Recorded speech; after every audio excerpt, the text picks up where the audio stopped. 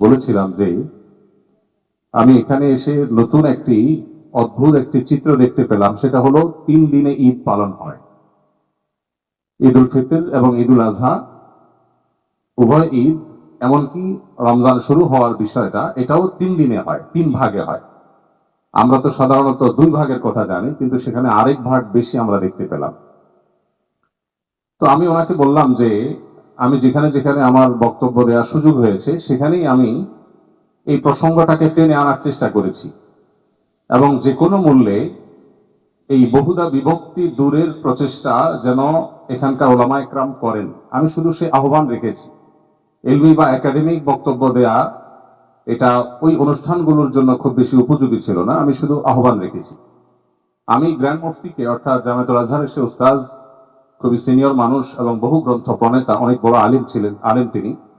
তো তাকে বলেছি যে উস্তাজ, আপনার মতো সিনিয়র মানুষ এখানে আছেন, আর 3 ভাগে এখানকার মুসলমানরা বিভক্ত, এর সবচেয়ে বড় ক্ষতি, সবচেয়ে বড় যে কুফলটা আমরা দেখতে পাচ্ছি সেটা হলো একেবারে ছোট ছোট বাচ্চাগুলো যেগুলো মুসলমানদের ঘরে জন্মগ্রহণ করছে, বিভিন্ন ন্যাশনালিটির, বিভিন্ন দেশে, এই বাচ্চাগুলো ইসলামের যে সারা বছরের একমাত্র সাংস্কৃতিক সৌন্দর্য বা সবচেয়ে বড় সাংস্কৃতিক সৌন্দর্য যেটা ঈদ উল ফিতর এবং ঈদ উল আজহাতে, তারা দেখে ইসলাম সম্পর্কে পজিটিভ এবং ইতিবাচক ধারণা তাদের মধ্যে তৈরি হতো, ইসলামের এই সৌন্দর্য দ্বারা তারা প্রভাবিত হতে পারত, সেই জায়গাটাতে বড় ধরনের ক্ষতি হচ্ছে এবং বড় ধরনের ঘাটতি দেখা দিচ্ছে। এই বিষয়টাতে আপনার বিশেষ ভূমিকা প্রয়োজন। এবং আমি বাংলাদেশে ওলামা ইকরামের অনেকের নাম বলেছি, পাকিস্তান, ভারতের ওলামা ইকরামের নাম বলেছি, যেহেতু 3 ভাগে বিভক্ত যারা, তাদের বেশিরভাগ আমাদের সাবকন্টিনেন্ট থেকে যাওয়া।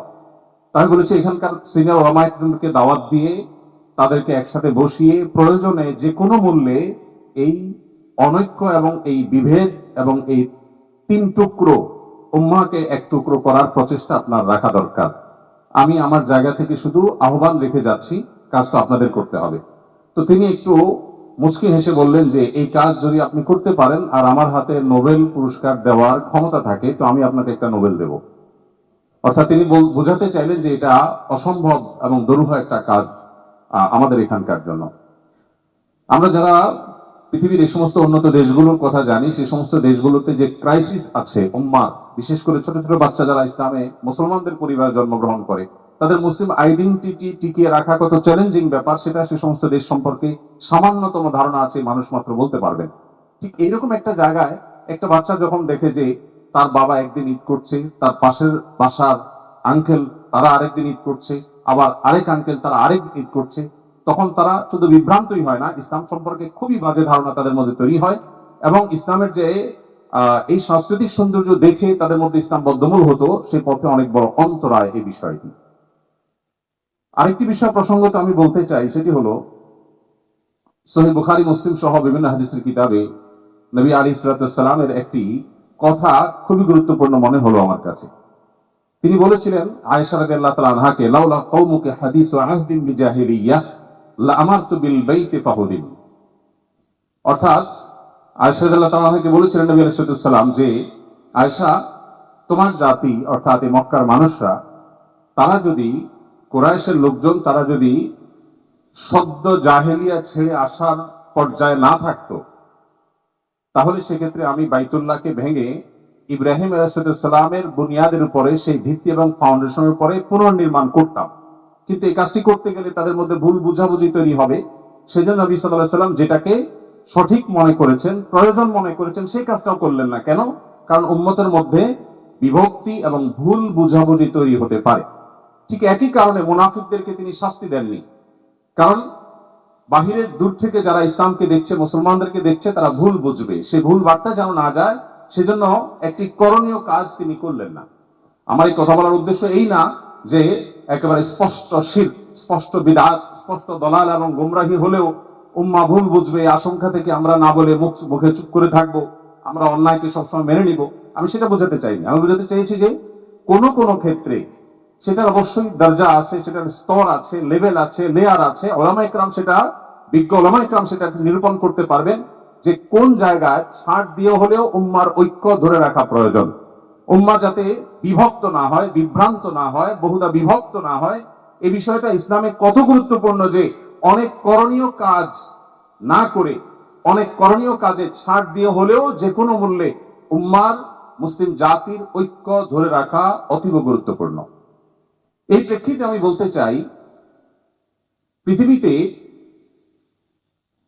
রোজা রাখা কিংবা ঈদ উদযাপন করার ভিত্তি কি হবে, গ্লোবাল মন নাকি লোকাল মন, এ বিষয়ক ইখতিলাফ বা মত পার্থক্য নতুন না, পৃথিবীতে বহু পুরাতন। এখন সেটা ভিন্ন শেপে এসেছে, কিন্তু মৌলিক ইখতিলাফ আগে থেকে ছিল, মত পার্থক্য আগে থেকে ছিল। কিন্তু এখন যে পর্যায়ে এসেছে এটা অত্যন্ত ভয়ঙ্কর এবং উম্মার জন্য অত্যন্ত ক্ষতিকর বলে আমার অন্তত ক্ষুদ্র দৃষ্টিতে মনে হয়। বিশেষ করে এই যে বহু আগে থেকে চলে আসা মত পার্থক্য, সেই মত পার্থক্যকে এখন যেভাবে উপস্থাপন করা হচ্ছে বা সেই মত পার্থক্যটা এখন যে লেভেলে চলে গেছে, সেটা কোনোভাবেই গ্রহণযোগ্যতার লেভেলে আর থাকে না, বরং গ্রহণযোগ্যতা সকল লেভেল ক্রস করে চলে যায়। একটা অবাক করা বিষয় আমার কাছে মনে হয়, যারা গ্লোবাল মনের কথা বলেন তাদের একটা চমৎকার, অত্যন্ত সুন্দর একটা কথা আছে, সেটা হলো যে আমরা মুসলিম জাতিকে ঐক্যবদ্ধ করতে চাই। পৃথিবীর এক এক দেশে মানুষ এক এক দিন ঈদ করবে, কেন হবে? ঈদ একটা ভিত্তির উপরে হবে, তাতে জাতি ঐক্যবদ্ধ হবে। অর্থাৎ গ্লোবাল ঐক্যের জন্য তারা কাজ করার চেষ্টা করছে, খুবই ভালো একটা কথা। কিন্তু মুশকিল হলো, আপনি বৈশ্বিক ঐক্য তৈরি করতে গিয়ে স্থানীয় অনৈক্য তৈরি করে দিলেন। অর্থাৎ যে বিষয়ে বাংলাদেশে সকল থট, সকল মাকতাবে ফিকির, সকল ওলামা একরাম, যত বিষয় তাদের মধ্যে আপসে নিজেদের মধ্যে মত পার্থক্য থাকুক না কেন, চাঁদ দেখার বিষয়ে, রোজা রাখা এবং ঈদ সাব্যস্ত হওয়ার ভিত্তির বিষয়ে বাংলাদেশে উল্লেখযোগ্য কোন থটের আলেমদের মধ্যে কোনো মত পার্থক্য নেই। যে বিষয়টাতে গোটা দেশ প্রায় ঐক্যবদ্ধ, দেশের সকল ঘরানার, সকল সার্কেলের, সকল সেক্টরের, সকল মাসলাক মাযহাবের, সকল মাকতাবে ফিকির, সকল থটে ওলামা ইকরাম যে বিষয়ে ঐক্যবদ্ধ আছে, সে বিষয়টাতে আপনি একটা জিনিস আমদানি করে, একটা জিনিস নতুন করে শুরু করে মূলত আপনি স্থানীয় অনৈক্য তৈরি করছেন। আপনার কাছে গ্লোবাল যে ঐক্যের গুরুত্ব অনুভূত হয়েছে, তার চাইতে স্থানীয় ঐক্য ধরে রাখার গুরুত্ব কোনো ক্রমেই কম নয়। এমনকি আপনি যদি এটাকে সঠিক মনে করছেন, তারপরে উম্মার যে বিভেদ, অনৈক্য বা বিভ্রান্তি তৈরি হওয়ার আশঙ্কা তৈরি হয়েছে, এই বিষয়টা অত্যন্ত ভয়ঙ্কর। এবং আমাদের সাংস্কৃতিক জায়গাটাতে অনেক বড় ধরনের একটা শূন্যতা, যেটা অস্ট্রেলিয়াতে তৈরি হয়েছে, অনেক দেশে তৈরি হয়েছে, 2 দিন 3 দিনে 2-3 ভাগে ঈদ করার যে একটা বিভ্রান্তি তৈরি হয়েছে, যেটা বাংলাদেশে আগে এই লেভেলে ছিল না, সেটাকে ওই লেভেলে নিয়ে যাওয়ার প্রচেষ্টা কোনো বিবেচনায় প্রশংসাযোগ্য বিষয় হতে পারে না।